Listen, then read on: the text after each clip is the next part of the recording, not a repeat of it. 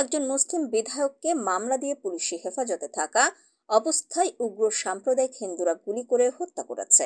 21,000-এর বেশি মাদ্রাসার শিক্ষকের সরকারি অংশের ভাতা বন্ধ করে উদাহরণ সৃষ্টি করেছে। একই লক্ষ্য নিয়ে মুসলিমদের হাজার বছরের পুরনো বেশ কয়েকটি মসজিদ ভেঙে ফেলা হয়েছে। শুধু তাই নয়, মুসলিমদের ধরে হিন্দু ধর্মীয় জাতিগত স্লোগান জয় শ্রীরাম বলতেও বাধ্য করেছে। এহেন সাম্প্রদায়িক অপকর্ম নেই যে এই হিন্দুত্ববাদী সরকারের দাঙ্গাবাজ উগ্র হিন্দু সদস্যরা করেনি। ভারতীয় উপমহাদেশে হিন্দু মুসলিমদের মিলেমিশে থাকার ইতিহাস হাজার বছরেরও বেশি পুরনো। সেই দিল্লির মসনদের মুসলিম শাসকদের আমলেরও আগে থেকে এখনো অনেক উদারপন্থী হিন্দু মোদির দলের এই সাম্প্রদায়িক অপকৌশলকে ঘৃণা করে।